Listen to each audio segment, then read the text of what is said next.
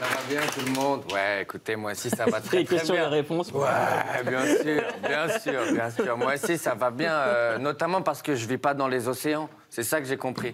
Je pourrais pas vivre dans les océans, moi. Non, au-delà du fait que c'est non-fumeur, c'est surtout que depuis quelques années, c'est devenu dégueulasse, en fait. Je te jure. Et moi, je dis ça, pourtant, je suis vraiment pas un spécialiste du ménage, dans le sens où, regarde jamais sous mon canapé. Tu vas tomber nez à nez avec une chaussette, une cacahuète, du guacamole, un briquet qui marche pas, tu vas vite regretter le voyage, je te jure. Je les ai vus.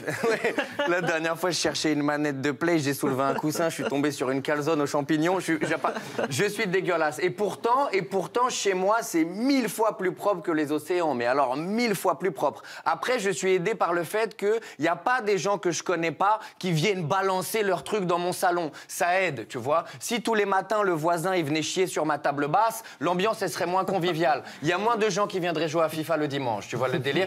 L'image est volontairement dégueulasse, parce que c'est ce qu'on fait aux poissons tous les jours, hein, on va pas se mentir. Les poissons, si demain, là, du jour au lendemain, ils sont capables de parler, leur premier mot, ça va pas être « Bonjour les humains, comment ça va? Ça fait longtemps, on se fait un jap ».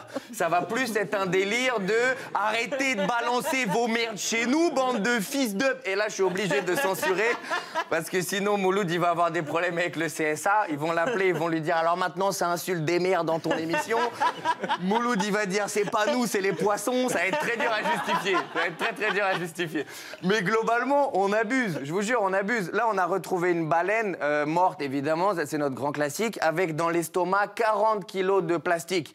Et c'est ça qui l'a tué. Et on est dans une situation où on ne peut pas dire que c'est pas nous. Tu vois, on peut pas accuser les guépards et dire c'est eux, ils recyclent pas les bâtards, c'est nous, tu vois. C'est pas la baleine qui a acheté des pépitos en secrète et qui a décidé de les manger avec l'emballage parce qu'elle est pas capable de l'ouvrir avec les nageoires. C'est nous, tu vois, c'est nous qui l'avons empoisonné. Et en même temps, on s'empoisonne nous-mêmes. Parce que si les poissons, ils bouffent du plastique toute la journée, nous, à un moment donné, on va se mettre à bouffer des poissons en plastique, en fait. Et je sais pas si vous avez déjà croqué dans une bouteille de coca, en termes de sensation, ça reste quand même très, très, très moyen. Le truc, c'est qu'aujourd'hui, on n'aura pas le choix de faire le ménage. On n'aura pas le choix. On ne peut pas continuer de gérer la planète comme un adolescent gère sa chambre. On n'aura pas le choix de faire le ménage. C'est pas les Bernard Lhermitte qui vont se chauffer un jour pour passer l'aspirateur. Je les connais, c'est pas du tout leur caractère.